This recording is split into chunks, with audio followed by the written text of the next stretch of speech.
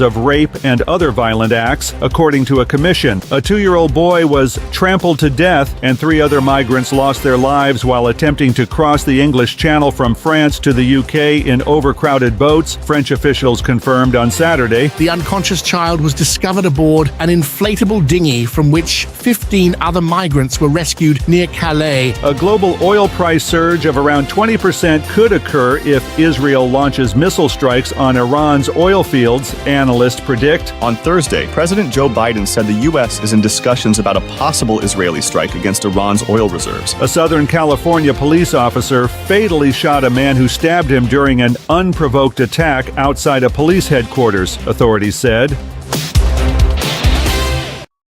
The opinions expressed on this program are those of the host or guest and should not be interpreted as statement of fact. Independent fact-checking and corrections are encouraged. Can we get a cup of coffee in here, please?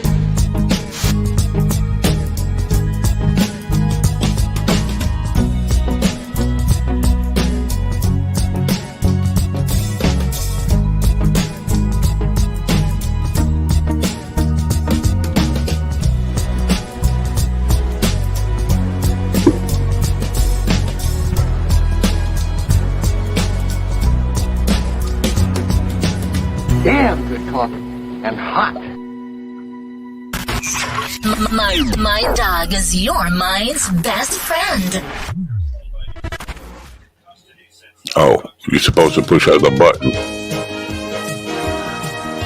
Incompetent. Just incompetent. My dog is your mind's best friend.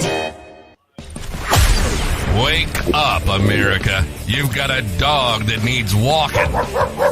That's right, sunshine. Just put on a big pot of strong Something coffee. is not right Get in ready Denmark. to take your little hate mail Look, with I'm your not in opinions Denmark. about kumbaya and flat earth This is insanity. fire. Stand-up comedy? You want stand-up comedy? Well, we've got that's a sit-down little- comedy.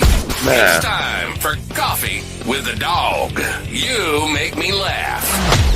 Oh, I don't know. Look how red I am. I'm a little red and dark here. I'm dark meat in the redness. I'm in the red zone. How do I look over there on the real monitor? In the real world. I don't look any prettier, I'll tell you that much. Oh, that's good. Oh, that's ugly. Oh, that's ugly. Good morning. Well, why do I say good morning? It's not a good morning. It's Tuesday morning. It's Tuesday, October 8th, 2024, and it's a bad morning, dressed as a good morning, acting like a good morning, or pretending to be a good morning. It's not a good morning. It's cold, which is why I'm wearing a sweatshirt. I haven't turned the heat on yet in the studio. I'm dragging my feet on that. So, hey, that's the way it is. It never ends. It never ends. It just never ends. And I wish it would end. Okay, that's it. We're over. Goodbye. We're probably going to, I'm definitely looking at like the end of the road here somewhere. I'm starting to plan an exit strategy for this dopey war we started on the internet here. Yesterday, when I woke up, even before this program yesterday, actually, I do wake up sometime, usually wake up in the middle of this program sometimes, but actually woke up before the program yesterday. And I was thinking about my sister-in-law, my ex-wife's sister, Janine. And after the program, I texted my ex-wife, Lori, and I said, how's Janine doing? And she said, she's on life support, and we're at the funeral home. I'm making arrangements for her funeral. Like, whoa. I was just asking how she's doing.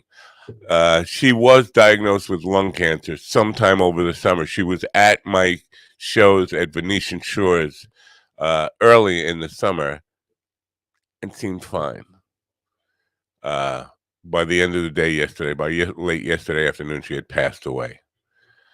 And I really wanted to go see her before she passed. When I found out she was dying, I thought, well, I should go there and at least tell her thank you for being a second mother to my son. But I didn't get a chance to do that. She was gone before I could even leave the house. So the lesson here that I've learned so many times, or I've been taught so many times, but failed to learn, is tell the people in your life that you appreciate them and love them before they go. But who knew? And I'm not making an excuse there. I was shocked. And so yesterday was a really funky, weird kind of day. Still not sure how to process this thing. She was younger than I was. I've known her all my adult life. And it's kind of shocking. I don't know. Obviously, some of her friends were in shock too, because nobody even knew she was in the hospital. And then the next thing you know, she's on life support, and then they're gonna pull her life support, and she's gone just like that. In a way, I'm kind of jealous.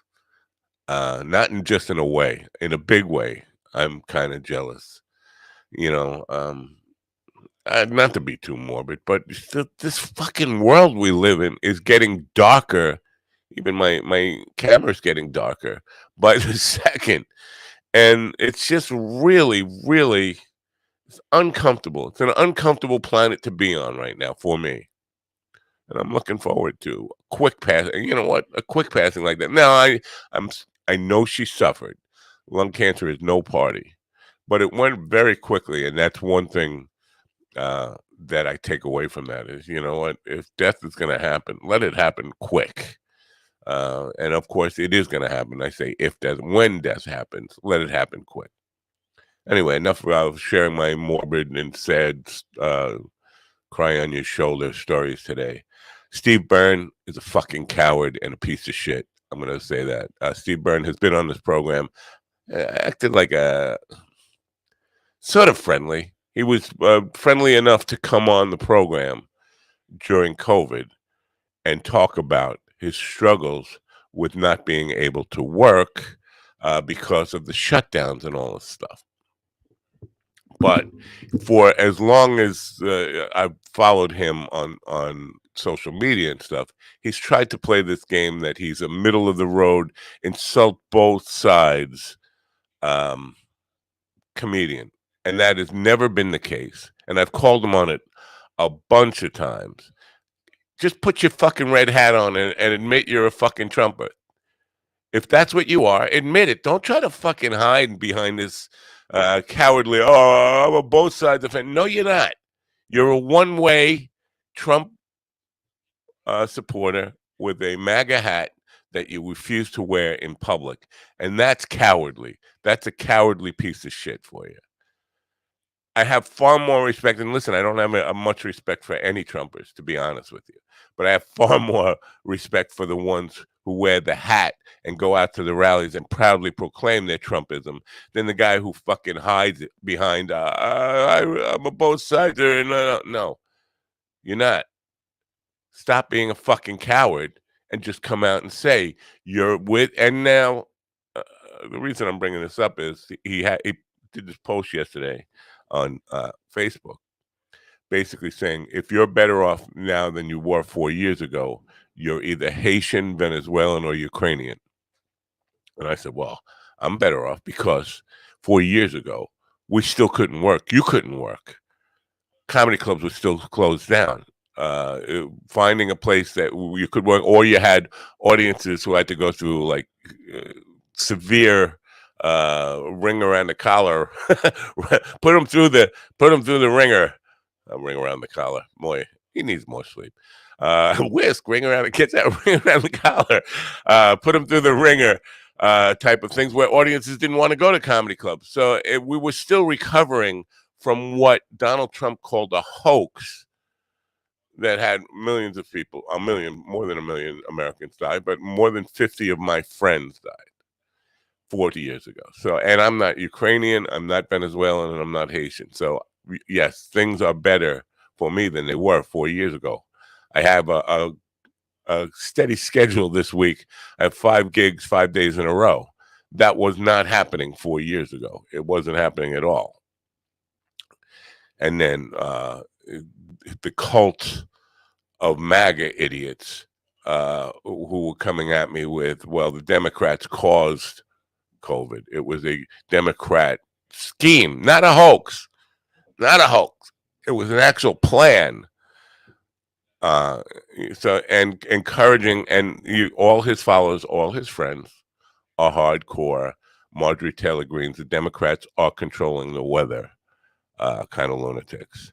So, Steve, put on your fucking red hat, admit what you are, and stop being a fucking coward.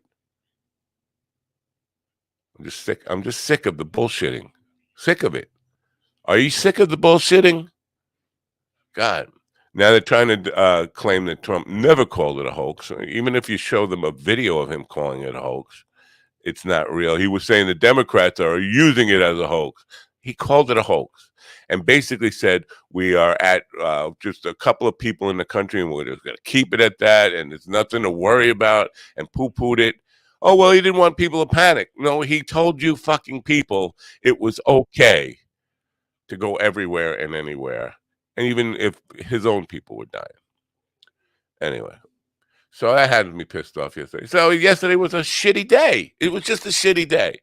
And the shitty week continues. I hope we can make it a little bit better. I did for, if you're on Rumble, you know this. If you're not on Rumble, you might not even care. But I did appeal what got us banned yesterday, and it seems to be successful. For now, for this moment, we are streaming back on Rumble. Apparently, in the confusion in the debate that Ron Kane and I were having about the Supreme Court decision on banning, or not banning, making people use age verification on porn sites. Apparently, Rumble will interpret that as being pro-kiddie porn, which is a completely different thing, putting children in porn. Now, it is illegal, I should say, it is illegal in every state in the union to play pornography for children, to show children pornography, or to even deliver children to pornography. So right now, without the age verification, all those sites are actually guilty of breaking the law if a child even somehow manages to get away from their parents, parental control and all that stuff, or just clicks the I'm 18 button and watches porn. The company, not the child, the company is breaking the law and breaking child pornography laws. So the CEO could be liable for that. And the number of kids looking it up, Ron was looking for data yesterday. According to all the studies, now the studies are done by kids admitting, boys mostly, admitting that they have been on pornography. 13 to 17-year-olds, 73% of them say they use it on a regular. They visit porn sites on a regular basis. 73%. So when I say lots, that qualifies as lots. That's 3/4. 3/4 of all the boys between 13 and 17 say they do. Now, we have no way to verify they do because we don't verify. But the bottom line is Rumble thought we were we were promoting kiddie porn, and that was not the case. It will never be the case. I would not allow that on this program. But so for right now, we're on Rumble, unless they're listening to my words right now and saying he's doing it again. So I'm not a good way, man, but hopefully we're going to get in a better way. April Brucker is going to be with us in just a moment or two. And Tim Ty, who has been on the program before. I think Tim Ty's he's a country, Southern rock country singer, songwriter. I think he's also an accountant, which is an unusual. Just an unusual, people have day jobs, but generally they're not like in the creative arts. You don't see a lot of accountants getting into the creative arts. So we'll talk to Tim in hour 2. April will be here with May. I think she's got a Christmas song for us to hear. I'm not ready for Christmas yet, but I guess if you're coming out with a Christmas song, this is the right time of year to come out with a Christmas song. It's just I'm not ready. Anyway, so that's what we have in store for you right now. I'm gonna again push Clip Anything by Opus Clip. If you need video editing done and you're not good with like Premiere or Final Cut Pro or even iMovie or whatever movie maker comes with Windows 95, if you're not good at that and you don't like it, there is a solution, an AI solution that can help you edit videos quickly and efficiently. It's called Opus. I use it for my shorts and reels with this program, 2.5-hour program every day. We dump it into Opus. An hour later, everything is cut up in reels that are all about Ron Kane talking about why he loves pornography, and it should be free-flowing everywhere. That's what we have. Yeah. Anyway, Opus Clip Anything.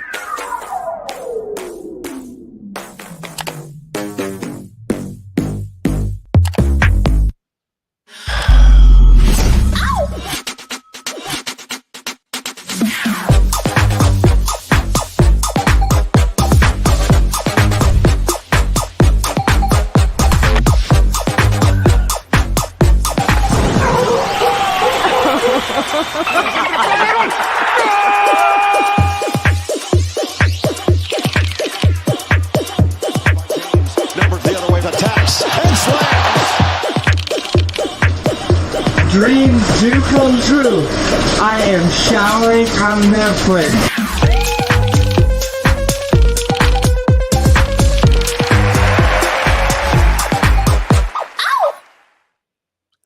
I have not tried Find All the Penguins. Look how dark I am.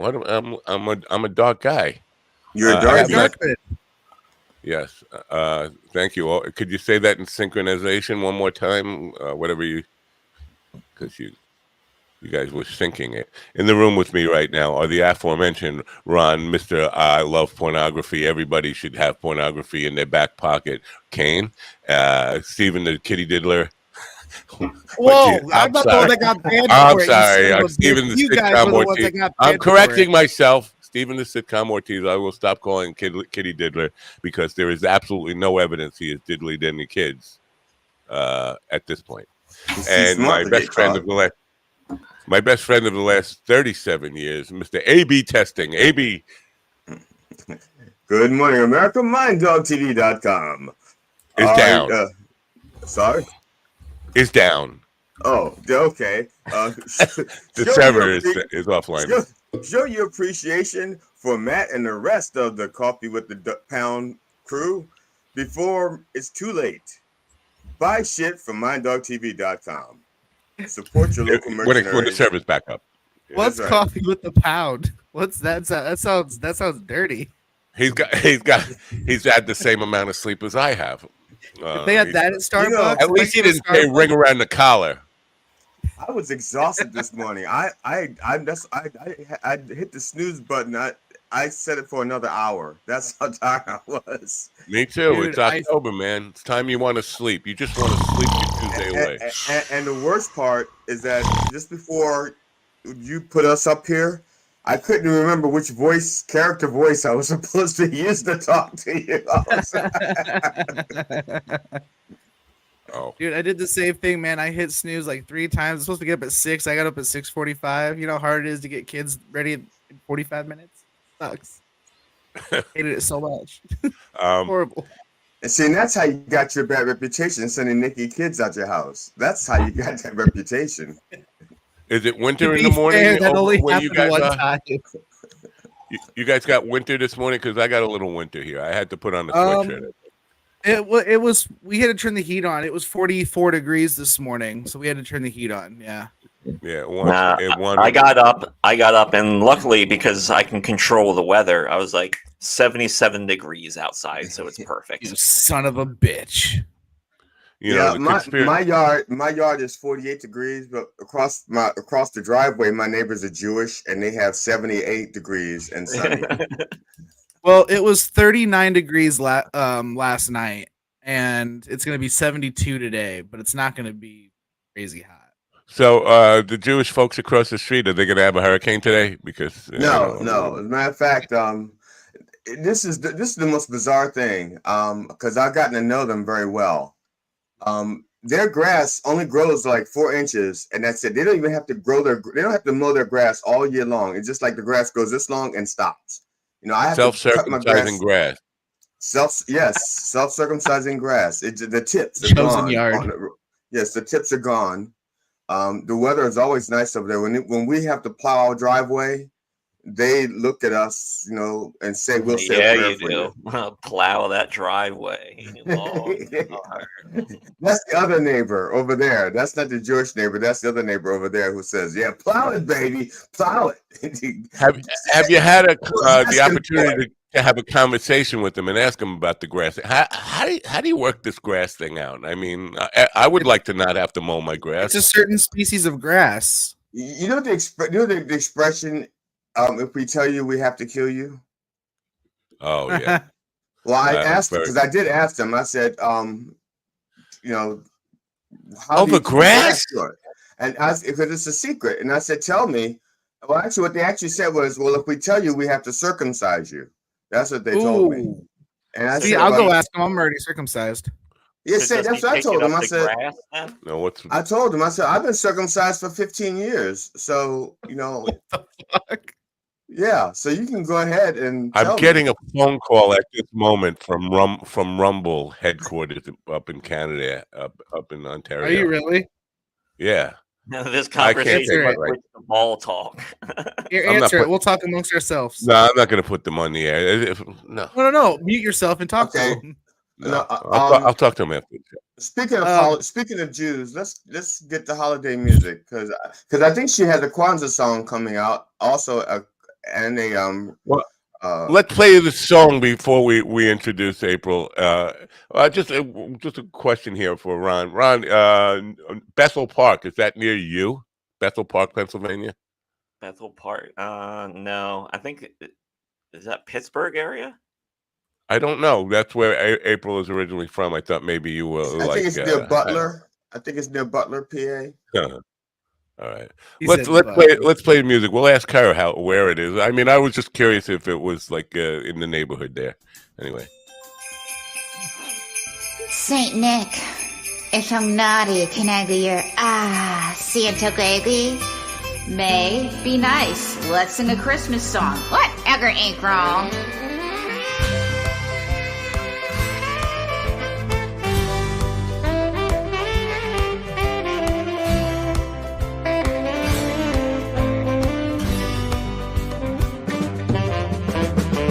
Christmas is the time of the year for love and happiness. Sending Christmas cards to the ones that we love the best. The other day I thought of our love and how you sealed our fate on that third date, making me choose between my puppets and you. Listen! Merry Christmas, Merry Christmas. I'm so glad I didn't marry you. Merry Christmas, Merry Christmas. I still hate you. You're up, May. Christmas is the time of the year for tinsel, sparkles, and curls. You said I wouldn't have to work if I was your girl. You told me you were a billionaire in cryptocurrency. Then you took me to the Waffle House, so I guess no diamonds for me.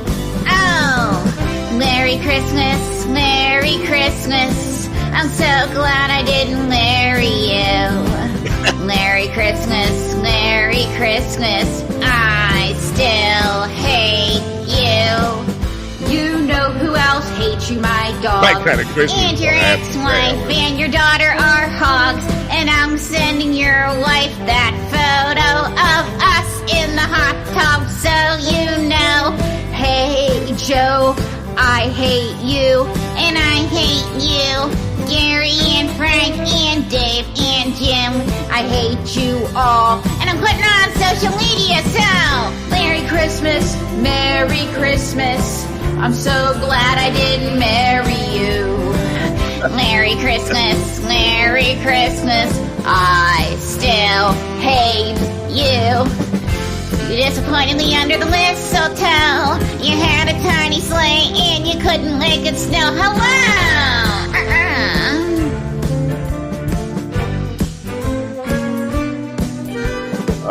Merry Christmas, Merry Christmas. I'm so glad I didn't marry you. Merry Christmas, Merry Christmas. Your father's a Grinch and your mother's a shrew. Merry Christmas, Merry Christmas. Here's some spoiled eggnog for you. Merry Christmas, Merry Christmas. I super duper hate you. I super duper hate you. I put it on social media. That's how much I hate you. And I hope everybody reads how much I hate you. And you're broke. And I hate you. And I hate you. And I hope you die. And I hate you. May, calm down. Calm down, please. On second thought, Santa, what if I'm naughty and nice? Can I jingle your bells? Give it a rest, May. Whatever, April. Ladies and gentlemen, April Brucker. Hey. Hey, that was fabulous. Now, see, I was not prepared for that. If That's I'm my naughty, kind of can I be your Santa baby? May, be nice. Let's sing a Christmas song. Whatever, April.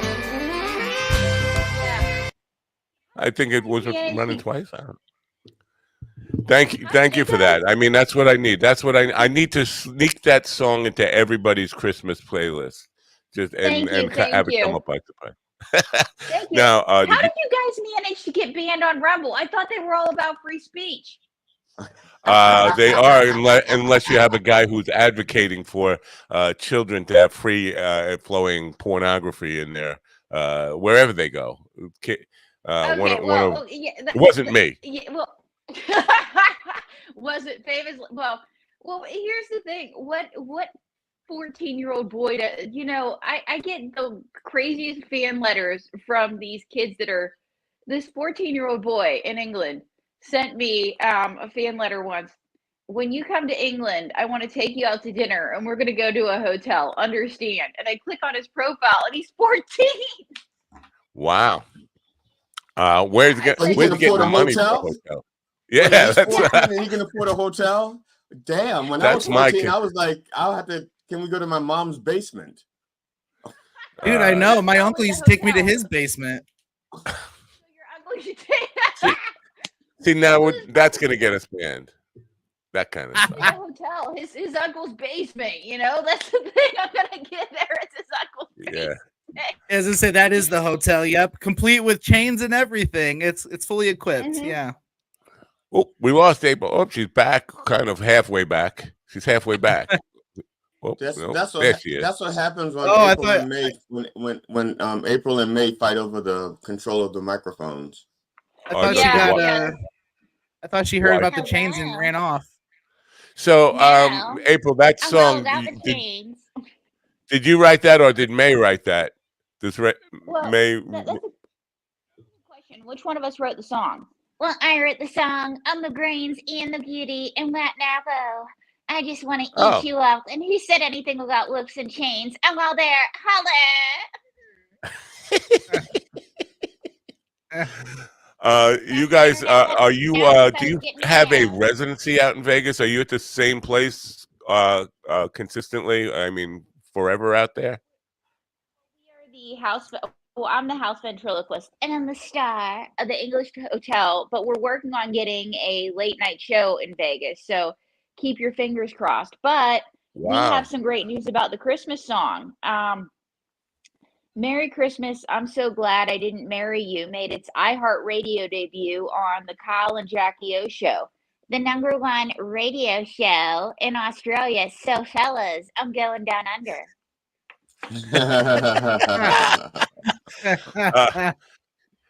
Now there are got to be some challenges getting that played in U.S. radio, right? I mean, terrestrial radio. They're probably. I mean, maybe once.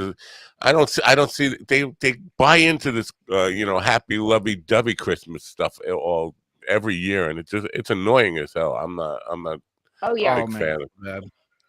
So, have you looked into getting it on U.S. radio? Because I could see somebody with a sense of humor playing it, but there aren't too many left in terrestrial radio these days. Well, here's the thing. I've been looking to try and get into U.S. radio, but overseas they don't have as many restrictions. They laugh more. It's something about having more wars and stuff and more famine. They tend to have a better sense of humor. But I have had some jocks here in the U.S. that want to play it, and they want to play moi. So, fellas, who's up for some no strings attached fun this morning with a star in Australia? Move over, Crocodile Dundee. I want to chunk you up. She's very forward. I'm so sorry.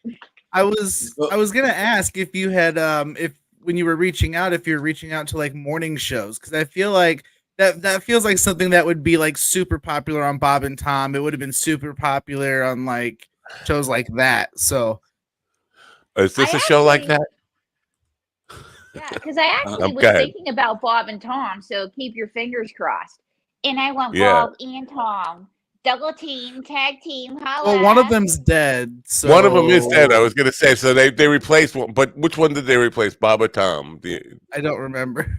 Yeah, I don't know either. Did they replace him with someone with the same name, and that's why they kept the name Bob and Tom? No, it's a different name altogether, but they kept the show name the same. It's confusing. I don't know who's dead. One of them is. I guess you'll find out, right?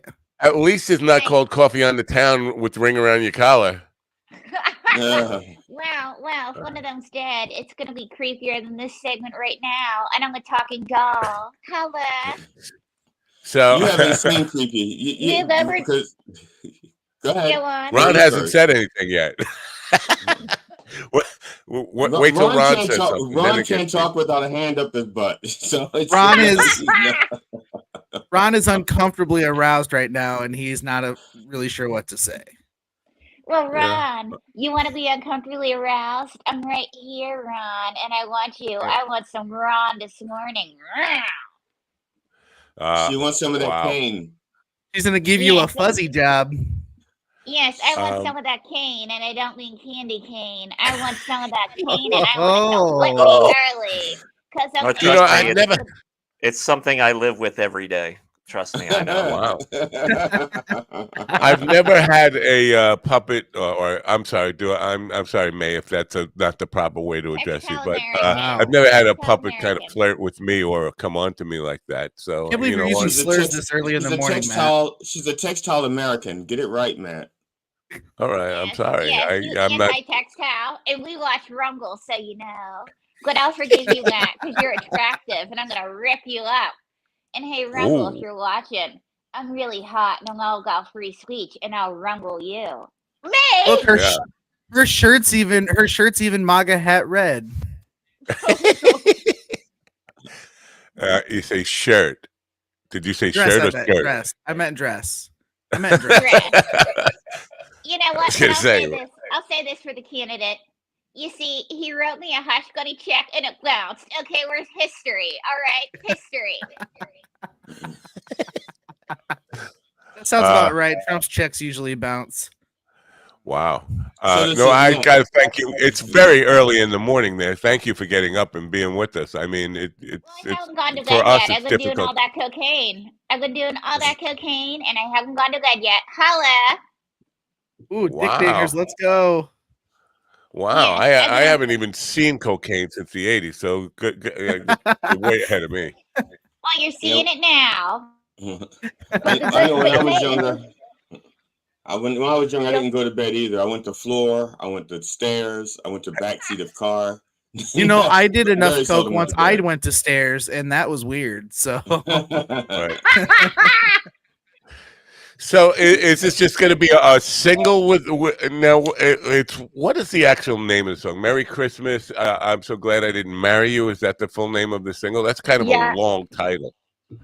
Yeah, Merry Christmas. I'm so glad I didn't marry you. Some folks are calling it the Merry Christmas song as a joke, and and so that's probably what we're going to stick with. But it's available on all the streaming platforms, and we're excited. I know, I'm excited. I guess it doesn't matter because back in I'm old enough to remember where a title was too long to fit on the actual record, but now it doesn't matter how long. You could have a book for a title for a song. Yeah. Hey, War and Peace, right? Yeah. Right. Yeah. So, April, are you planning to expand your market and do a Hanukkah song and a Kwanzaa song? Because you could actually get a lot more money. Just 2 more songs. You only have to change all the words, really, just a few words. Actually, yeah, because I was actually talking to somebody the other day. There's really not. I mean, aside from seeing there's Hanukkah song, there's not a Hanukkah song, and besides a Kwanzaa song, there's really not a Kwanzaa song. So I would love to expand my market. And The I closest- love dark meat. So there Well- you go. Well, the closest thing to a Kwanzaa song we have is the theme from Roots. Right now, okay. that's what we play that. We play the theme for Roots for 7 days. I'm not even sure what that holiday's about. I'm not sure what any of these holidays are about. Don't let GD fool you, because anytime we would get together and say, "Hey, GD, sing me one of those hymns." Well, and to be honest, it's like because Kwanzaa, it has 2 A's because they wanted to give another kid a letter to hold, right? Is that the thing? Exactly.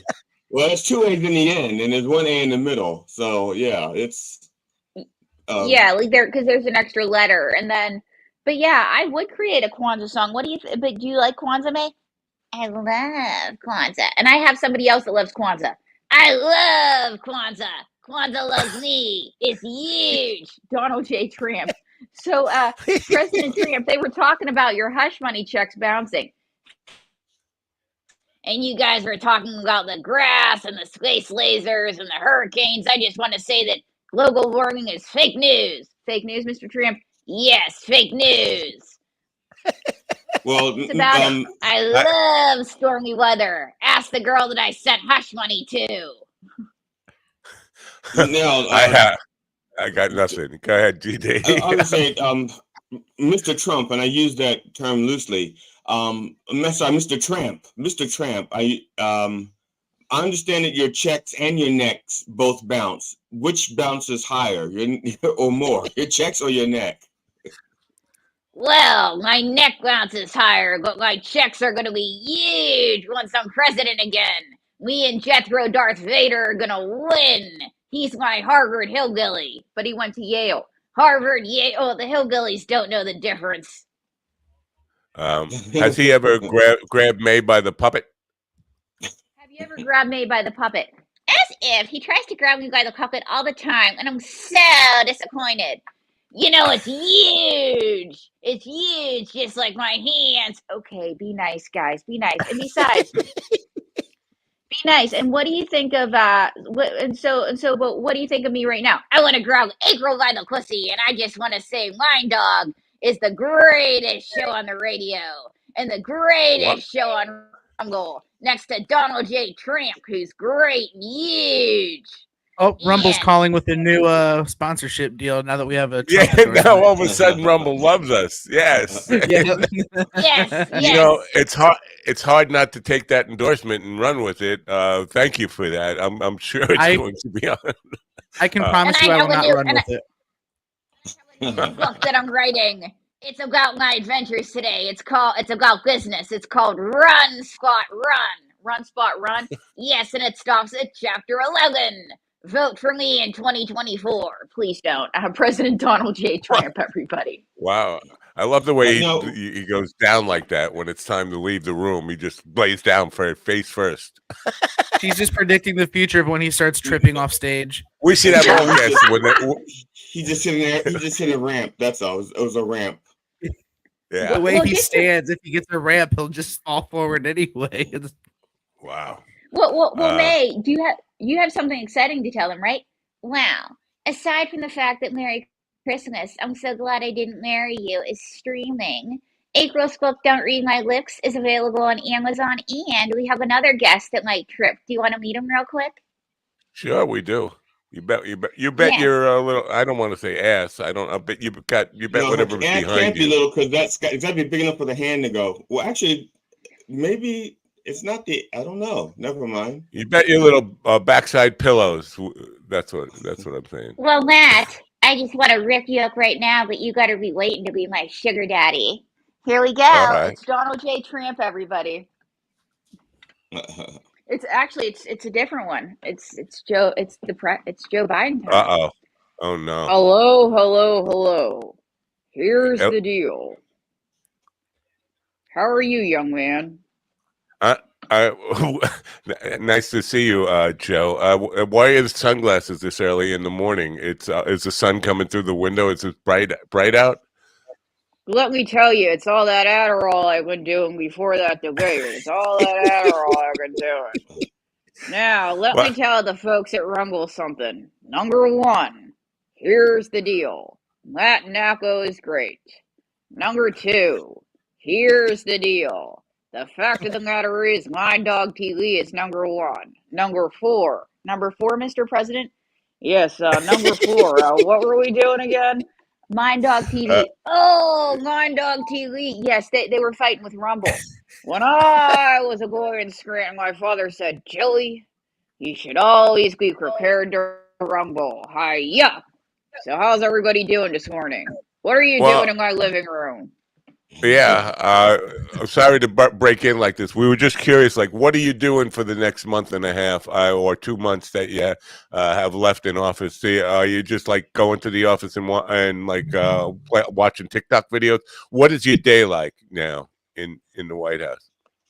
The fact of the matter is, these days I'm enjoying my life, and you're fighting with Rumble. I'm enjoying the Rumble. You see, Calamari Harris is a very extinguished young woman. I have faith that she's going to do what's best for the country. And my opponent, well, he's a loser, and I'm just watching them fight it out. And I'm just telling Jill to shut up for once. And then after all said and done, I'm sailing around the world and I'm getting me some hookers. President, what? I think he means. I think a hooker in Scranton is an angler. That's one who fishes in Scranton. Yeah, he's a fisherman. Right. That's right. I'm going fishing. I'm going around the world and I'm going fishing. That's what I meant. I'm going fishing. When I was a boy in Scranton.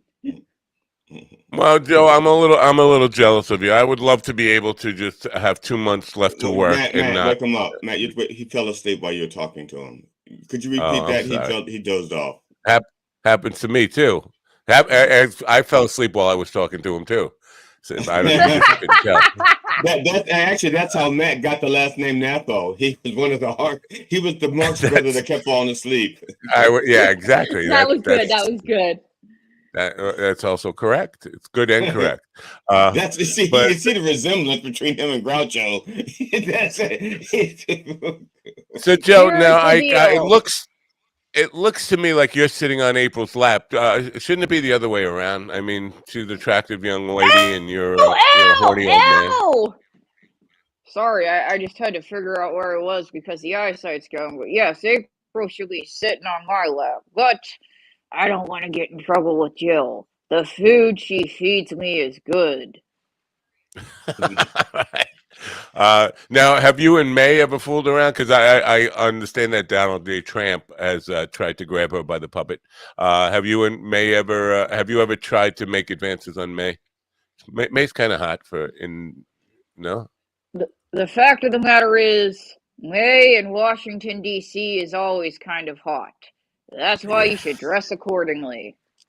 What about September? You're eluding the question. What about September in D.C.? Here's the deal. December in D.C. is kind of cold, just like Jill. She's watching. The food she feeds me is good. She didn't make me do that debate. Wow.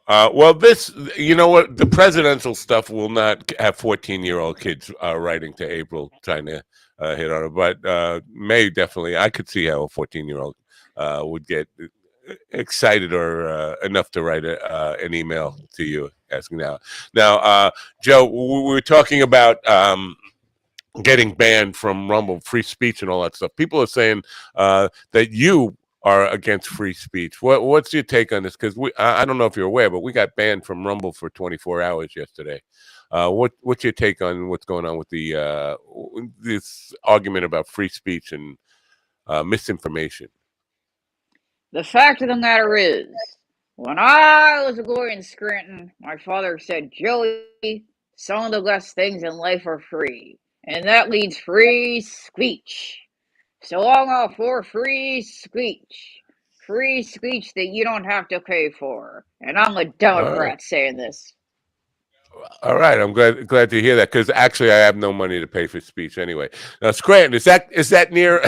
I'm just curious about Pennsylvania, Bethel Park, Pennsylvania, Scranton, and wherever Ron is home, where Harrisburg. Where the hell are you from, Ron? Harrisburg area. Harrisburg area. Is Scranton near that? Is in Bethel Park near Scranton? No, Bethel Park. Yeah, that's Bethel the other Park side of the state. Yeah, like 3.5, 4 hours from me. So, actually, you're Philly? Yeah, he's Go Philly. ahead. Yeah, go on. Yeah, Well, and are you a Philly fan? Because I'm a Met fan. I don't know if you're aware that Philadelphia and the Mets are involved in a postseason playoff right now, and so we for time being, we're enemies. New York and Pennsylvania, for the time being. Were you a baseball fan growing up? Do you care about the Phillies? No. Did you lock up? Did you hear the question? Hello? Did I lock up? Am I dead? I don't think have I passed away? Have I passed away? No, you're still good, I think. Yeah, you're good. Yeah. I think Joe froze for a second, which I thought I thought that was Mitch McConnell's thing. So Joe, you're like treading on. Well, I thought it was me, because it could happen. I could pass away in the middle of a sentence and not realize I'm dead. Here's the deal. Mitch McConnell's been dead for 2 years and nobody's told him about it. So that's true. That is true. So, I could definitely see that happening to me. Good morning, Ian. Ian has joined us. So, talking to now again, I don't want to use the word puppet. I feel like that's probably politically incorrect. All American. Right? It's like calling a little person a midget. You can't do that. Yeah. Well, puppet. Well, what were you talking about? Is it puppet or textile American? The fact of the matter is, textile Americans are an important part of the fabric of America, and so are bad. Now, I'm assuming the word dummy is offensive to you. Here's the deal. Dummy is not offensive to me, especially if you're talking about my opponent. Well, we call each other that all day long, but it's all in good fun. We don't mean anything textile about it. I'm just a little concerned because, Mr. President, you're not running again, so you don't really have an opponent other than time. I mean, this is true. This is true. This is true, and I'm not running again. I'm 80-something years old. When people like myself run, we trip. So, very good observation. But I have a new opponent. It's the Grim Reaper. That's right. And it's a good thing it's Halloween, because he's been knocking at the door, but I have full-size candy. Yeah. No, Joe. I first of all, congratulations for living as long as you do. I feel old, and I know you're much older than me, or not much old, 20 years, 15, something. You're older than me. Are you still active? You know what I'm saying. Active. Without the blue pills and stuff. Are you active? The fact of the matter is, the food Jill feeds me is good. It's excellent. It's wonderful. She doesn't chain me to the bed at all and say, Joe, perform. What? Right. What are you talking about? Oh my God, he fell asleep. He fell asleep again. Yeah, because Jill's kind of hot. I don't know. I find Jill to be an attractive young woman for Joe. I mean, he's playing above his I don't know, major league, minor league. Yeah, he's playing a grade level. And what do you think? Do you think he's playing above the grade level? Well, the way I think of me and Jill is she's the Mets and I'm the Jets. You just called yourself the Jets.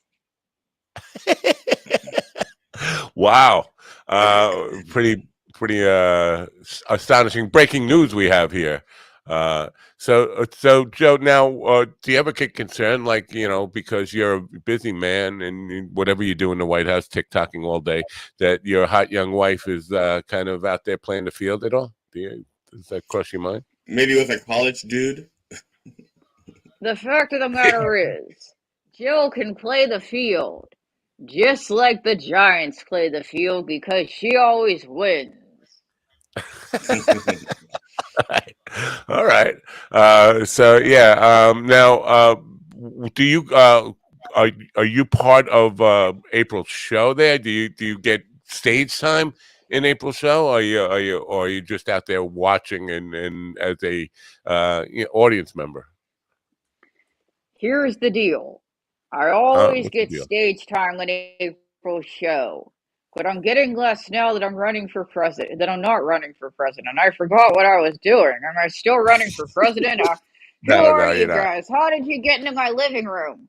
April, who are Uh, these people? It's Mind Dog. Oh, Mind Dog. Did I tell you that I have a dog named Major? no, I'm assuming he would bite me.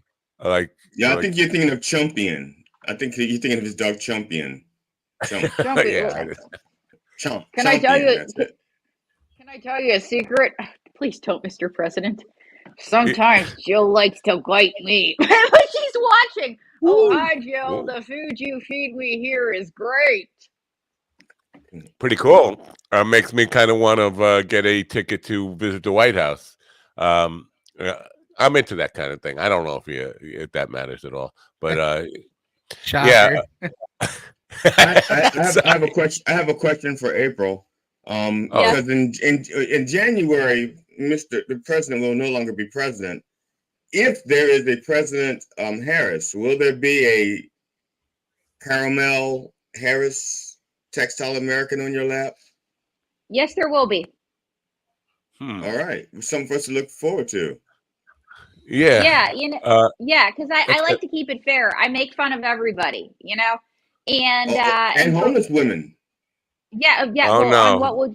It's not what you think. On What Would You Do? I was part of a hidden camera sketch where the homeless woman was an actor. She took a car from Riverdale. Her husband was a CEO, and it was a hidden. Yeah, it was a hidden camera show. What would you do? And so, so Mae Wilson was making fun of the homeless lady, and this guy who he was a doorman, and he saw Mae Wilson making fun of her, and comes over and goes, "Hey, Mae," he goes, "Stop making fun of the homeless lady." And Mae goes, and I go, "It's not me, it's her," because they point to Mae. He goes, "Well, when the cops come, they're going to arrest the both of you." And so then John Conlones comes out with a camera crew. This doorman, who was already having a bad day, and he's smoking a stress cigarette, let me tell you. He says, your show's making fun of homeless people. I'm going to call the cops. And they're like, the homeless woman's an actor. And so he had to have a stress cigarette and did the interview. So yeah, that's. I'm going to call the cops. That's just so bizarre. He was so pissed. But he came across as a good Samaritan on national TV. And I'm sure it got him laid. Yeah, the comedy cops. The comedy cops. We need a comedy cop's phone number. He was really, really popular with the homeless ladies. They're like, he's like our knight in shining armor. Let's go. You need to submit it to the Council of Comedic Relief to see if it gets approval first. But wow. Speaking of comedy cops, you guys asked where Bethel Park was. That's outside of Butler. That's my hometown. That's where somebody who did something to Trump was from. You guys read about that, right? The whole presidential assassination thing. The kid was from my hometown. Wow. He was 2 blocks over from my parents. So Donald J. Trump and I were at the I'm putting Joe to bed. He is so sleepy. We were at the Republican National Convention, and we were the only comedians because Daily Show was supposed to be there, Bill Maher. Well, they pulled out. Yes, just like Bill Maher's father should have pulled out long ago. Okay, Mr. Trump. They pulled out. And so Donald J. Trump and I were the only comedians there because Daily Show pulled out. They pulled out. We were the only comedians. Yes. It's Quill Not So Marvelous and John No Show Stewart if you're watching. Your shows suck. Just like my first wife used to, before the alimony kicked in. Wow. So every time an election comes up, it's work for you. It's like you got a lot of work to do to prepare for. And do you does it matter to you? I mean, sooner or later you're going to always have to create a new talking textile American. Well, I'm trying to actually, be politically correct here. It doesn't matter because I make fun of everybody. You know, they're all ridiculous. So Mr. Trump, how are you doing after your assassination? Reports of my demise have been greatly exaggerated.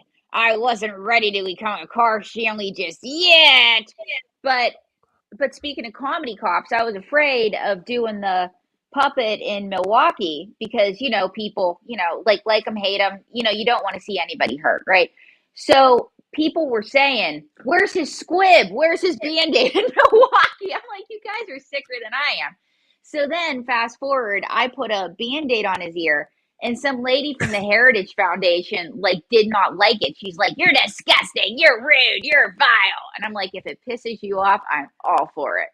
You should have put a maxi pad on his. You should have put a maxi pad on his head. Exactly. I was going to say the same thing, but I'm shocked that they would be upset about that. I thought they would embrace it because they all put the maxi pads on their own ears. I don't know. It's hard to figure people out these days. She said, you know, I think it's, and I said, well, your people have been doing it. She goes, well, it's disgusting when they do it too. So I'm like, oh, so nobody likes you. That's what you're trying to say. Nobody likes you. But everybody loves me. And you know who I love? I love Line Dog TV. That's who I love. Wow. Well, we appreciate that. You know, this whole, because we get enough hate here, but it's got to be really difficult. I know you say you make fun of both everybody, but still, I mean, when you delve into politics and stuff, you're getting some people who just can't appreciate that it's just a joke, and they want to get on a soapbox about it. It can't be fun. I mean, so you're putting yourself out in I know in trolls harm's way. Right? Yes. I've met a lot of trolls. Like I posted, and this was one of the funnier things. He goes, "Where?" Oh, we'll lock it up. Oh, shit. Yeah. We're having okay. Wi-Fi. Let me try that again. He said, "April, Yeah. where's your husband?" Those were his exact words. Where's your husband? And this was the troll. And I said, well, when you find him, let me know. Because I thought I buried him real nice and good. I thought I buried him nice and deep. So if you find him, if you find him, let me know, and I'll have to make a deeper hole. Yeah. Now, yeah. I just wanted to thank I wanted to thank Mr. Tramp, even though I'm offended because I'm not Haitian, and he sent me a gift basket of cat and dog jerky. So I'm a little bit. Yes, I sent you a basket of cats and dog jersey because guess what? I believe in cats and dogs living together, and I believe that Mr. Frisky makes the best Thanksgiving dinner. What are you talking about? Sorry, I'm trying to get the Haitian vote. You know, what if a kid has a pet guinea pig? I mean, I feel like a lot of pets are being excluded. It feels like a cat and dog supremacist type of. That's what I say. All pets should be included. It's America.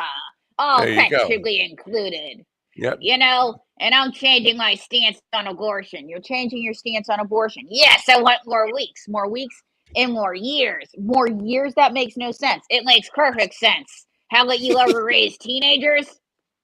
You know, I agree. I think the abortion limit again. should be limited to 78 months old. Right.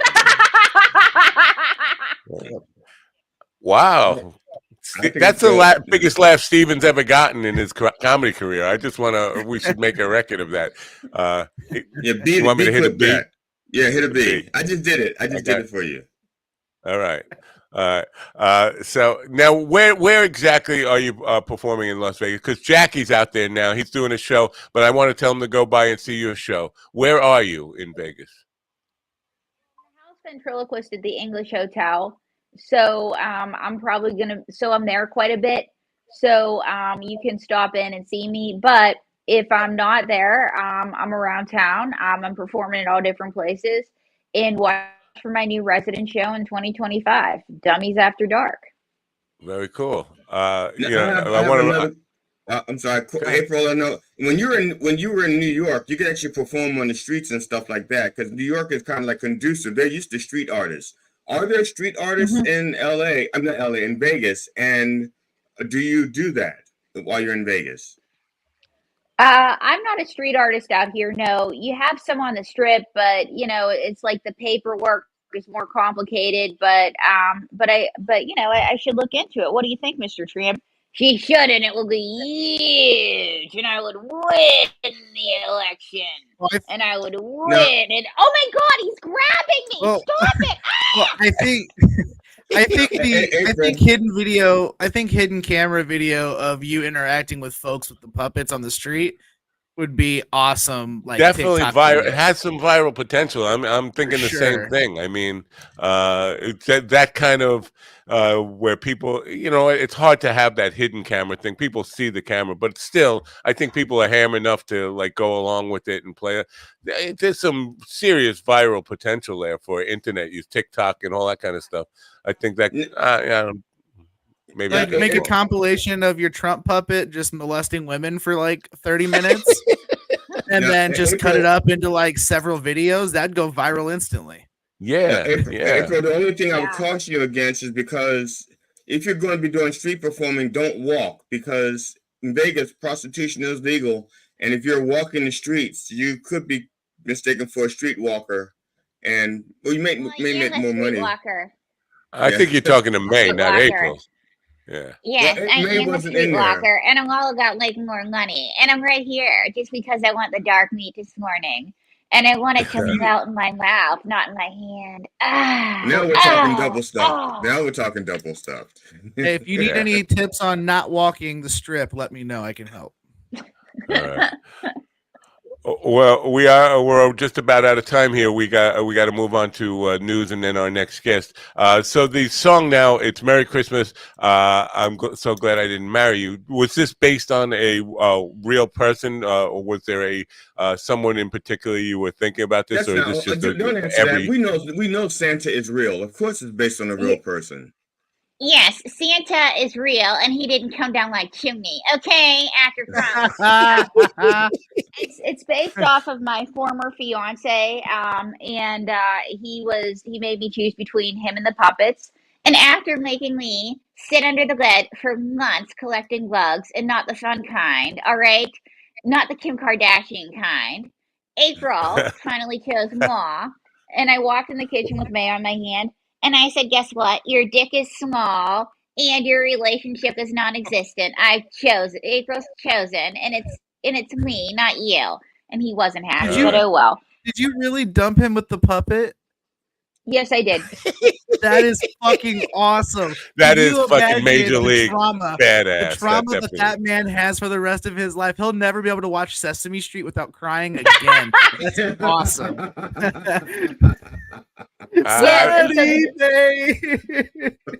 Not to be a textile, I don't know, bigot, but damn, I don't know if I could get over that. That's like a major blow to your ego. I know it's a tough one. Let me tell you something else that was tough. April was supporting him financially. I was supporting him. It was the dumbest decision of my life. I got into a relationship with a loser, but at least I got a song out of it. And then May and I, we got a song. And some of these are some other losers I've dated. But the good news is, and have you dated any of them? Yeah, that billionaire that lied to me about, all that cryptocurrency that he had, and he took me to Waffle House. That was all real. Okay? When a guy takes you to Waffle House, it all goes down the hill from there. All right? No, Waffle House, Denny's, nuh-uh. I lost a lot of respect for you just then when you did a dog Waffle House. I'm a big Well, fan I'm of not Denny's. about. Waffle House, I could say, but you did mention Denny's. I thought that was a redeeming moment. I'm thinking Denny's if I I agree were with, yeah. if I were the billionaire who owned Denny's, I think that's where I would take my dates. Just Oh, to, there you go. yeah, Yeah. See, like May, you got I have an doubt open the mind. I Yeah. doubt the owner of Denny's eats at Denny's. So, There's no Oh, way. Yeah, probably. April Brucker TV is where you're going to go to find follow April, May, June, and July, and Donald J. Tramp and Sleepy Joe and all of the entourage there. Now, before we say goodbye, tell us about what this late night show, or is this a radio show, television show? What a local television show, internet show? What are we talking about?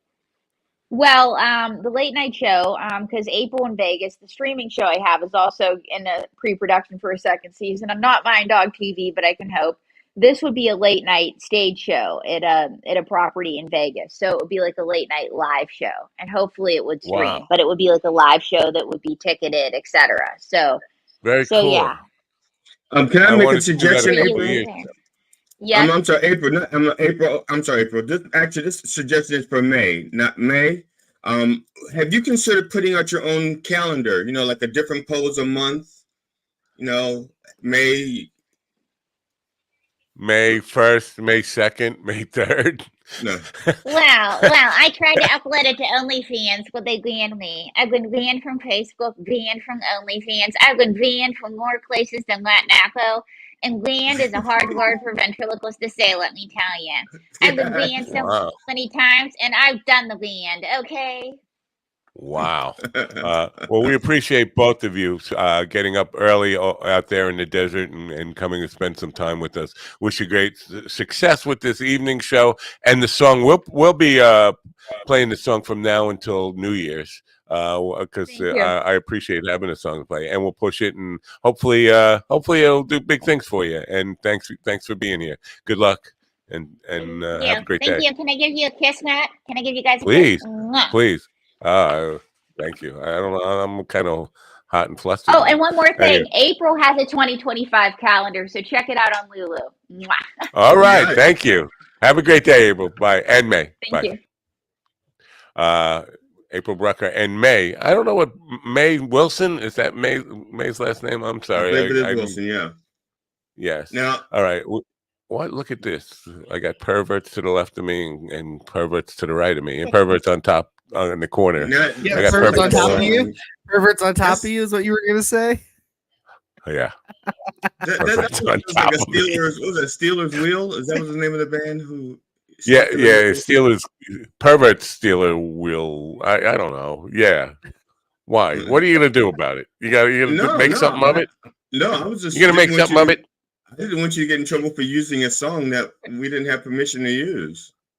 I got a show the other day, Friday. I got a copyright notice for using somebody else's music. We didn't play anybody else's music during the show. I haven't really reviewed what they were saying. We got a copyright, but they named the song. It's like, I didn't play that song. I didn't file a dispute. I just said, pull it out. I gave YouTube permission to pull out. But we didn't play anybody's songs on. Did Friday. anybody sing something? Did somebody? Because I doubt anybody here was singing pitch close enough to anything. Very confusing. That was going to get us astray. Let's listen to some news, and then we'll hear some accountant country. Whatever. Actually, I just want to say, I think being an accountant in music. I just want to say, I think being an accountant in music or entertainment is like a smart move, because you hear a lot about people in entertainment getting ripped off. If you're already an accountant, you can see it doesn't make sense. Theoretically, I just don't know where the creative energy comes from when you're like working with numbers every day. But news. Numbers is very creative.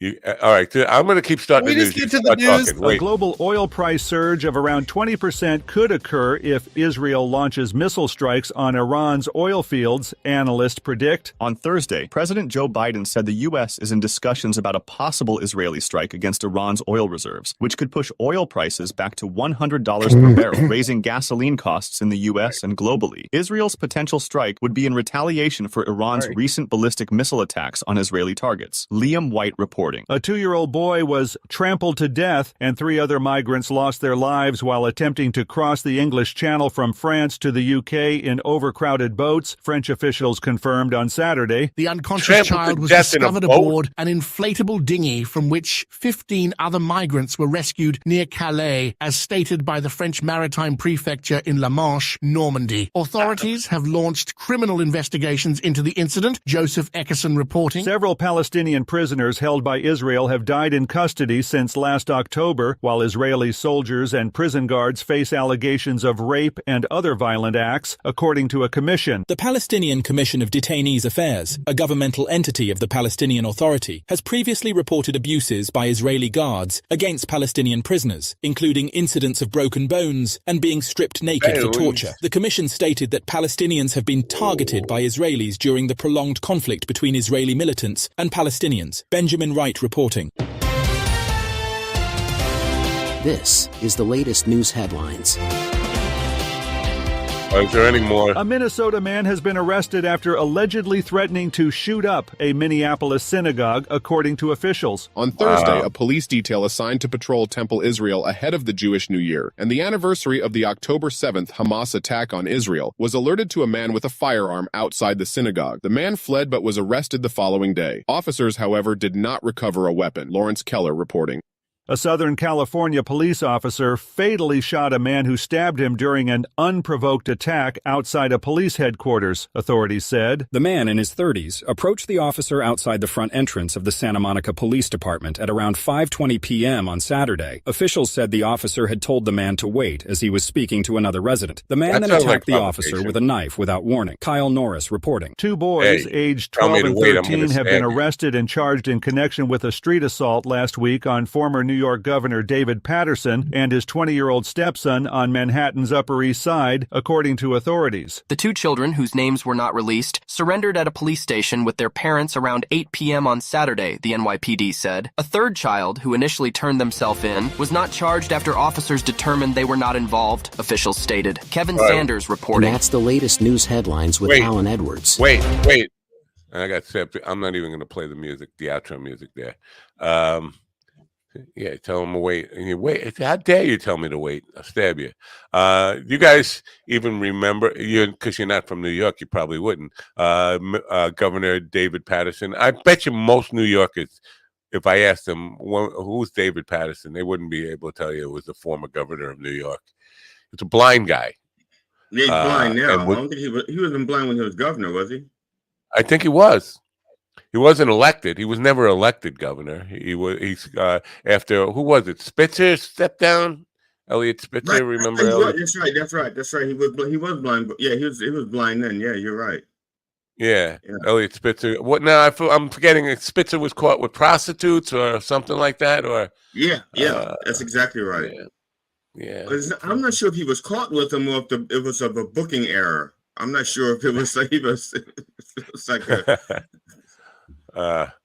Yeah. Now Jackie's out in Vegas. I wanted to tell him to go to see April. I thought she had like a residency. Or was at the same place every night? The Abridge Hotel is where she is.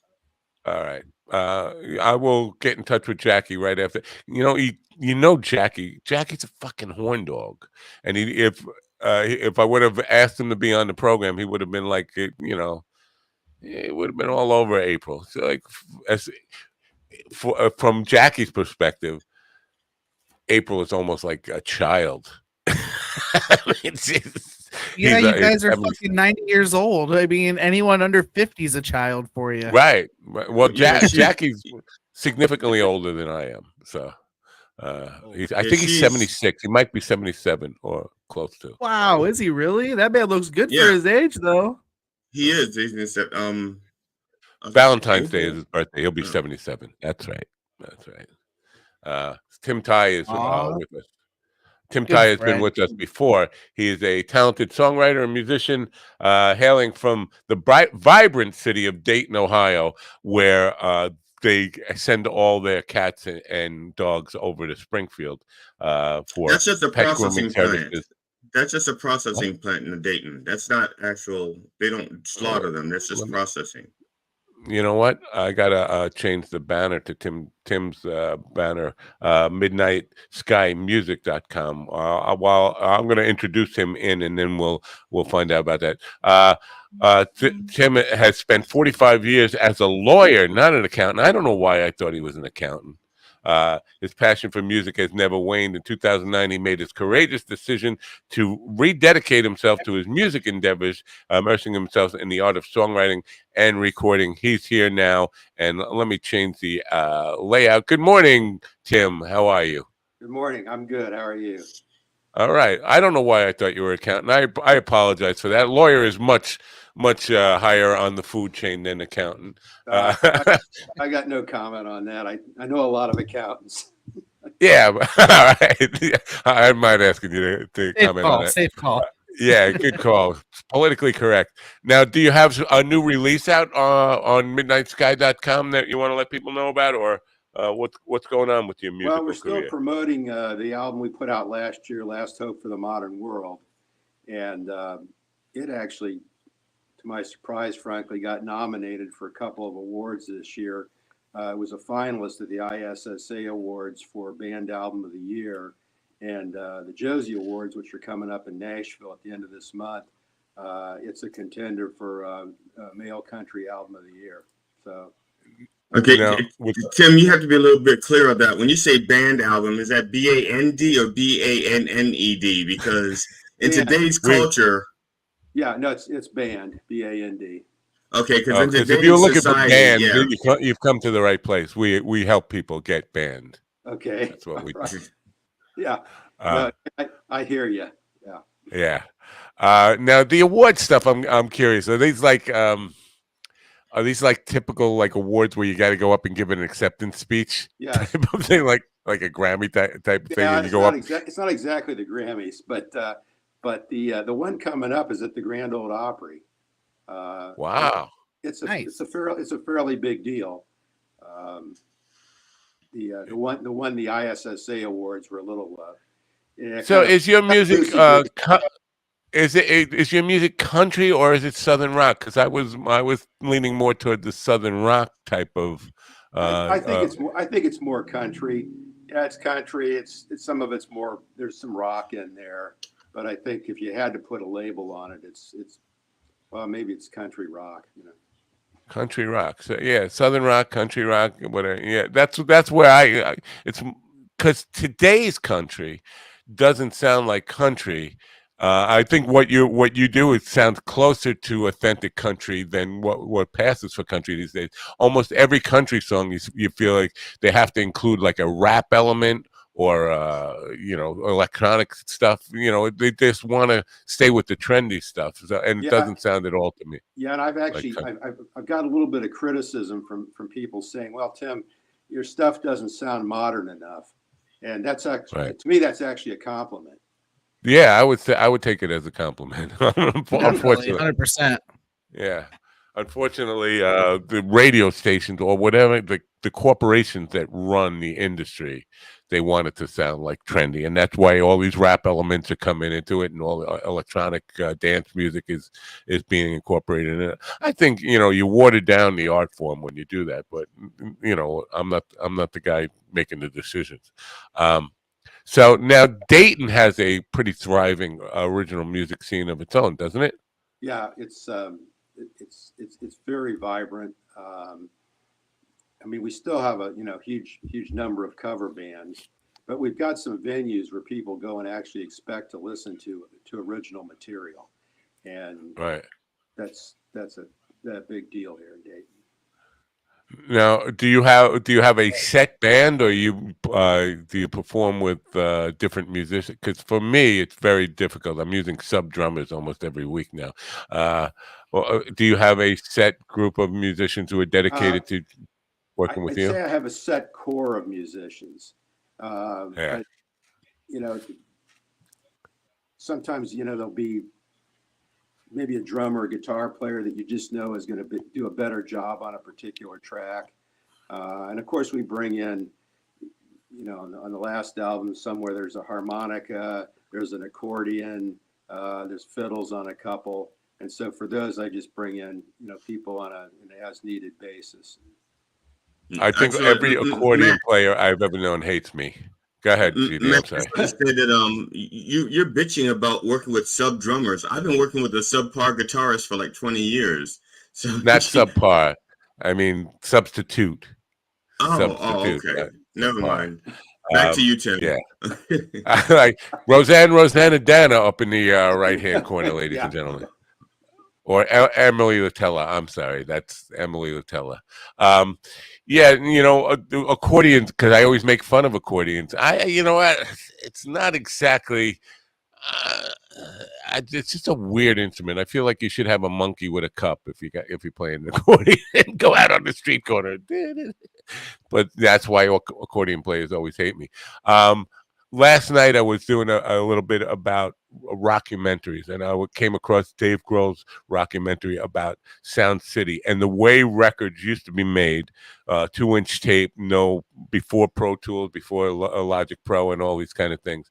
And people would be in the same room recording. When you make your records, are you doing it like one person at a time? Like you lay down like a guitar track and then a drummer or whatever, overdubs one track at a time, or are you all in the same room together like the old school we've done it different ways. Sometimes we'll lay down the basic tracks together, one guitar, bass, drums, and scratch vocals. Then we'll bring the others in.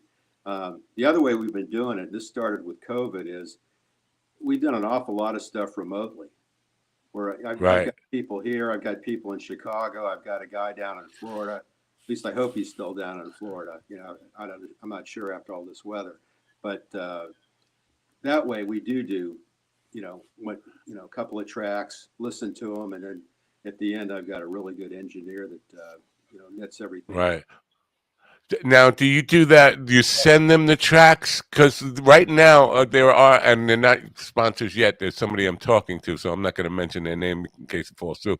But they have a software that lets you do the collaboration in real time, so that while your remote player is laying down a track, you could still be virtually in the room with them, giving them feedback and all that stuff. Do you do it that way, or you just send them the tracks? They send it back to you, back and forth. We use Dropbox or something like that, and just keep working until we get what we want. Is that more or less efficient?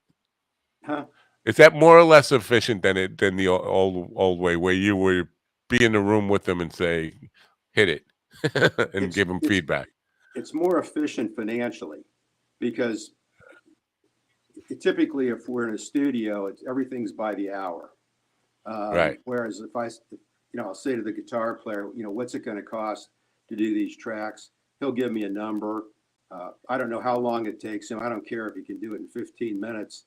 I got what I need. If it takes him 3 or 4 hours, well, it's still the same cost. So it's a lot more economical to do it that way. If you collaborate, some people they go on and on and on, or they turned out not to be quite as good as they said they were. And, you're on take 23 going, God, I'm gonna have to work an extra week just to pay. Yeah. That makes sense because last time I was in the studio where I was paying by the hour, I was running out of budget, and it actually controlled how much. It was like, okay, then we're going to do this. We're going to trim that. We're going to have to stick with the $10,000 budget, and we're close to that, hitting that, whatever. A $10,000 budget? You had a $10,000 budget? Actually, it probably wound up being closer to 14 by the time we were done. But that You're was saying dollars or cents? You're saying dollars or cents? Like my ear, dollars. But this was $1990. It's not real money. Wow. Oh, good. All right. It's just I never knew you had that much money, because I know what we pay you here, and it would take you 87 years to get that much money. To get the first dollar. Right. To get the first dollar. Right.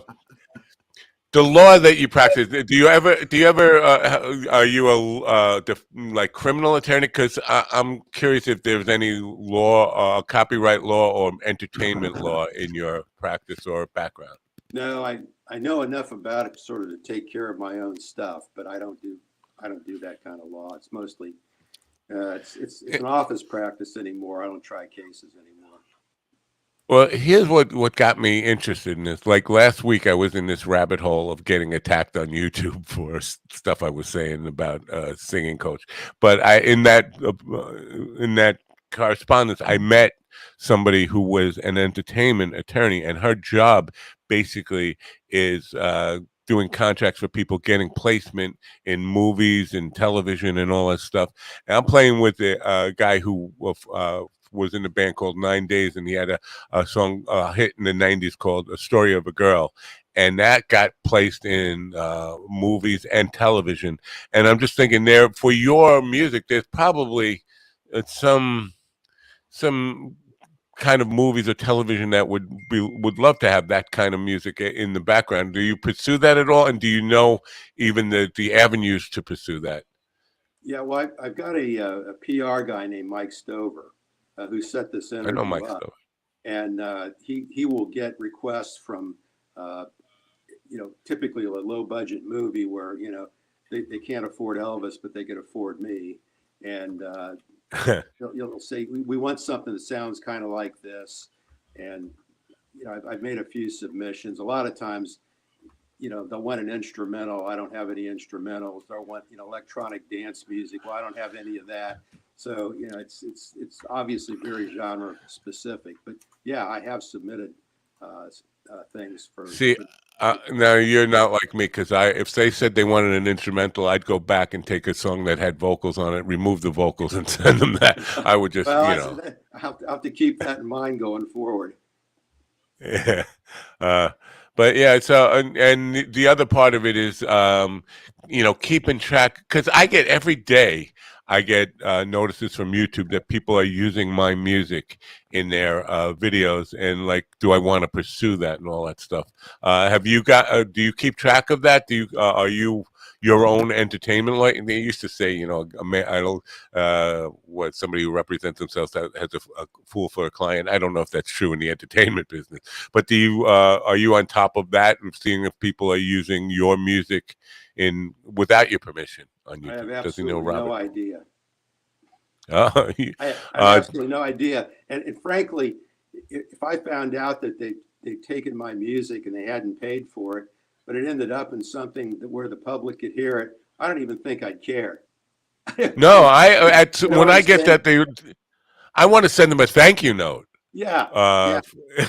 Because placement in movies, like low budget movies, maybe it's $500, and something like that.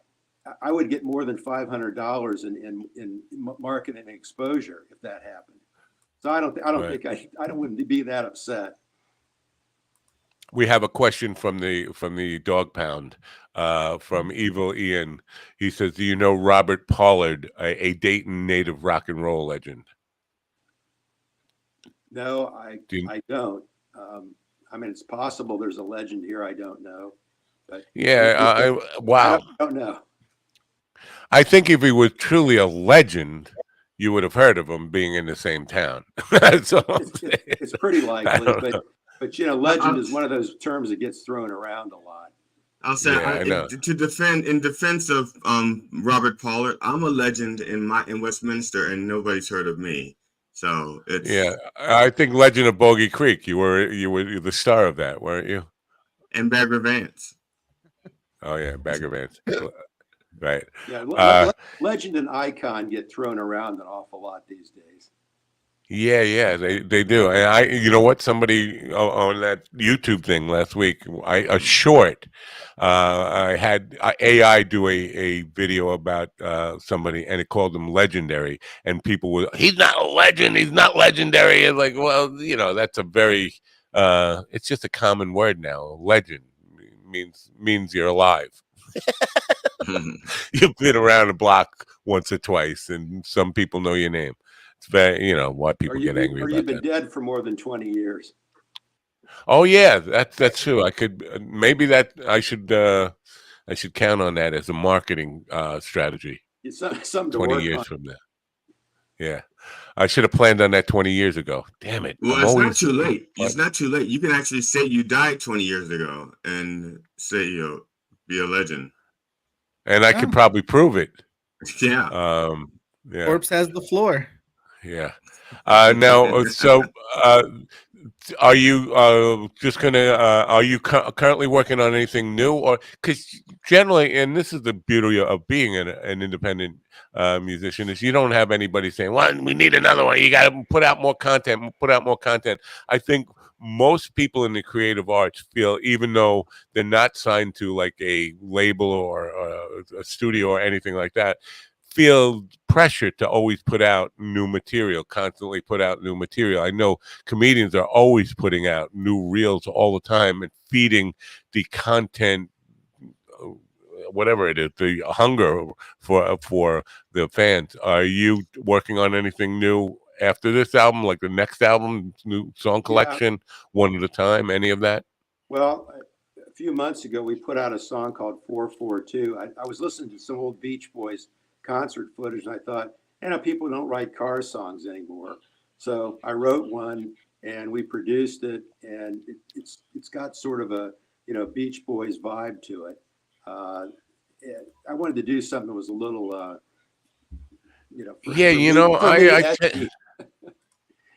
They used in the 70s. It was very popular. Even late 60s and up to the mid 70s. Very popular genre. Car songs. You don't hear, unless I'm just missing it because it's hip hop stuff. You're missing it. Up You're in missing it. Benzino. Yeah, you're missing it because, this is going back a little bit, but there was Little Red Corvette by Prince, and there's Bitchin' Camaro by some band that Ron's going to have to remind me who did Bitchin' Camaro. Was it the Dead Milkmen?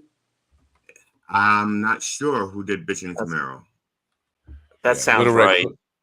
Little Red Corvette was like 1984, right? Something like that. I think 1984 was a book. We're talking about music. It's all before me. Yeah.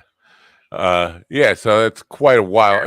Yeah, the Dead 40 years ago. 40 years ago. And Blondie did a song called Detroit 442, but right. It's not a surf Beach Boys type number. I was trying to emulate their style without ripping it off, and I think I kind of succeeded. Bruce Springsteen's early career was all car songs, and Jackson Browne had a bunch of those in the early 70s too. So yeah, I miss that. It was a whole different genre unto itself, car song. Yeah. Yeah. We had a guest on this morning who had a Christmas song. Ever feel compelled or driven to write something Christmassy or holiday based? I wrote a Christmas song. It's called Retail at Christmas, and it's like incredibly depressing and funny. I was walking through a mall years ago, and I thought, what's the worst job I can think of right this minute? Well, it's working retail at Christmas. And so the song's about this guy, probably about my age, and he's working a cash register at like a Target or a Walmart, and he's just hates it. He hates everything about the job. And at the end, I kind of explain what happened. It says, how I got to this place, all you need to know is horses and whiskey and a whole lot of blow. And anyway, I think the production is really good. And it's just it's one of those. It's kind of like Fairy Tale of New York, which one of my favorite Christmas songs. When Shane MacGowan wrote it, it's because Elvis Costello said, "I want you to write a Christmas song that's not sentimental." Yeah, he did, and I did too. It's just mine's not famous. Now, I would like Christmas. Oh, go ahead, Judy.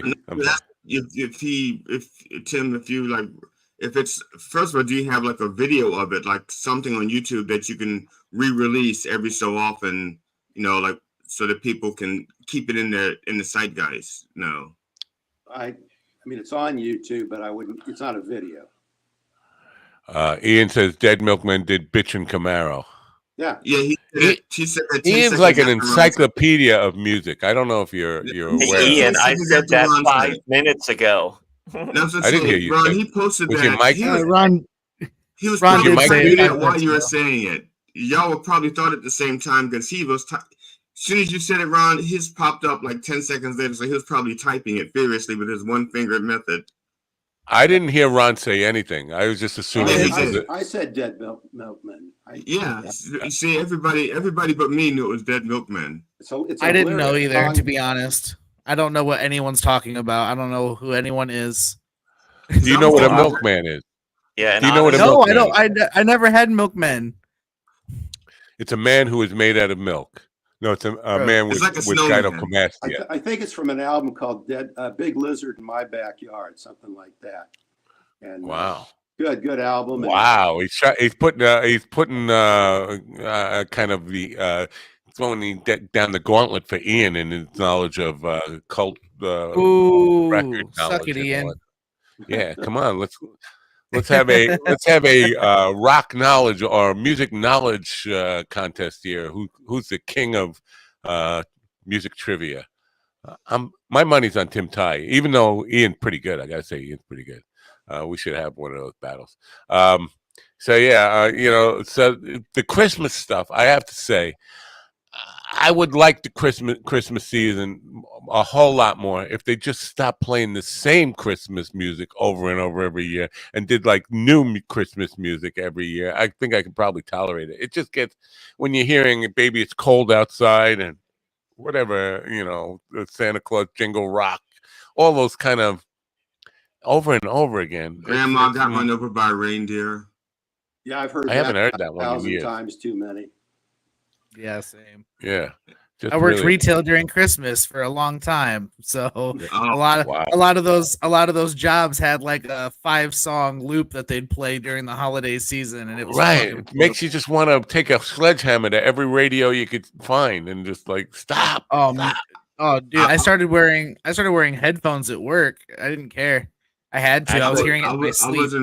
I was in retail for years, and once I became a store manager, no Christmas music. I would not play any Christmas music during the Christmas holiday. Would not do it. The employees. What I love about Christmas music, it's the best music to put a tie around your neck off and hang from the door and jerk off until you die. Oh my God. I mean, sure. I mean, hold on, let me check the Rumble feed. We're still on Rumble somehow. I think whenever Ron gets close to the mic, Rumble sits up and says, "We have no standards and practices." We'll have a blue Christmas. That's from a lack of oxygen. That's definitely from a lack of blue balls. Blue balls. That's good. You made me want to do like some kind of music video around Blue Christmas where a guy is actually just I'm not going to say it because then we will get bounced from Rumble. I think between the 5 of us, we could write an agnostic Christmas anthem. Yeah, agnostic. What would that entail? Because I think that would be a Festivus song, right? Yeah, Festivus for the rest of us. Yeah. So it's just interesting because you know what? As much as I understand the business, and you put out an album and you got to keep pushing it and never stop promoting it, I'm insatiable when I'm in the mode just to keep writing new songs. And even though I put stuff out, it's just like I just don't have the energy for marketing. So I'm always writing, always want to be recording new stuff. I guess that's not detrimental to success in the music business, though. I don't know where you draw the line and say stop creating and get into your business mode, your marketing mode, and all that kind of stuff. It's always it's a hard decision for me because I just want to create. I don't want to do any of the marketing and stuff. It's got to be a drag, right? Just constantly promoting and not having enough time to create and do the fun stuff. Yeah. Of course, that's where a guy like Mike Stover helps because he does all that stuff. He gets on social media and he sets stuff up. The first 2 albums, I did nothing to promote the first 2 albums. I don't know why. I just, I figured, they just magically get famous. But So hats off to Mike Stover, because you know what? It's great to have somebody like that in your corner. And just to have anybody out there working for you is a gift and a blessing. So good for you, good for him, really good for him. We need to celebrate. Maybe I should have him on the program once just to celebrate all he does for all the artists that are on MTS. Good stuff. Now, did you start as a guitar player? Or did you start as a singer? I started as a guitar player. Okay, when did the singing come in? And this is because I'm very interested in singing right now. And when we get to the point where you start singing, do you take it as because most people will go for guitar lessons, not most people won't go for vocal lessons. Did you study singing, or did you just naturally sing? And I'm just sort of a passable singer. I mean, I do some of the vocals because they invented auto-tune. And I've got some women I use. I got some other guys. We kind of, if you listen to the album, you'll hear a lot of different vocals. Some are out front, some are in the background. But I just think it's kind of a nice change up to have different vocalists. Tim, you just said something. Tim, you just said something that's so stereotypical musician. You say you got some women that you use. And that is so stereotypical of a musician. But my question is, did you start playing guitar for sex? I mean, when you started picking up a guitar, did you do it to meet girls? To get laid? Wait a minute. Let's rephrase that. Not necessarily for sex, but for attention from women. Okay, Tim, when you started playing guitar, did you start playing to get attention from women? Well, if I did, it didn't work. No, same here. But GD and I have argued about this because he thinks I said that everybody does. I didn't say that everybody. Lots and lots of people who pick up music do it. No, I think the first time you said everybody, which is why I had to defend it, because that's not why I started playing guitar. If you didn't include me, your little sick sex cult, I wouldn't have said anything. But it's funny now that I'm a lot older. It's funny how picking up a guitar really does sort of attract women. It was like, gosh, when Elvis did this, I mean, the women were maybe better looking. They were a heck of a lot younger. But I can pick up a guitar and sing a song, and women seem to really, really relate to that. So I never really thought about getting that kind of mileage out of it, but yeah, it works. Yeah, for me, first of all, I was not a jock, and I was not really popular in school. So for me, the guitar was a security blanket, but it was also a way to get attention from ladies who basically I was invisible until they saw me with a guitar. At least that's the way I felt in the back of my mind. I don't think, and we could check the tape, I don't think I ever said I did it just for sex. I don't think I ever said that. I think I said for attention from. You probably said to meet girls. You probably said to meet girls. That's something like that. Yes. But then you modified it to say get laid. I think Jackie pressured you into saying getting laid because Jackie was. Yeah, probably. Jackie definitely did. He was always.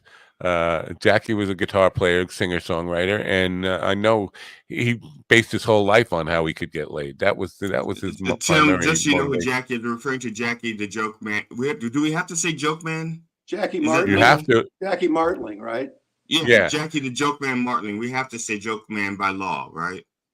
Yeah, yes. even though we're friends of his, we still gotta call him that. I think it's in the contract. He will show up at my house with a bat and beat me if we don't say the joke. He was with Howard Stern, right? Yes, he was. Yeah. I you know what? It's a shame that has to follow him around because he's been off with Howard Stern for 30 years now, almost 30 years. Yeah, and he was with Howard Stern, but not in a biblical sense. So I don't think they could. So I don't think it counts anymore. Yeah. So Tim, now are you out performing regularly, or are you do you gig a lot, or is it just not right now? Right now, I'm just I'm trying to promote what I've got, and it's I'm at a point in my life where playing out just isn't as much fun as it used to be. Oh, I disagree. I think I'm older than you. Well, I don't know, but I'm Nobody's just guessing older by than our me. look. Yeah, I'm 65. I don't know. Yeah, I'm older But than you. I was really, going to say, I let's find out who's got the oldest guitars. How old is your oldest guitar, Tim? I got it when I was 16, and I'm 71 now. Get a calculator out. you win 71. You look you're in remarkably good condition for 71. Wow, So, thank but you. yeah, you win on the old guitar thing. I think my oldest guitar is a 1990 Stratocaster. I think somewhere around 1991, 92, maybe at the latest. As old But as I don't. me. Yeah. Oops. Got to say goodbye to Govs. Yeah, Saying goodbye to Govs. My oldest guitar is 1978.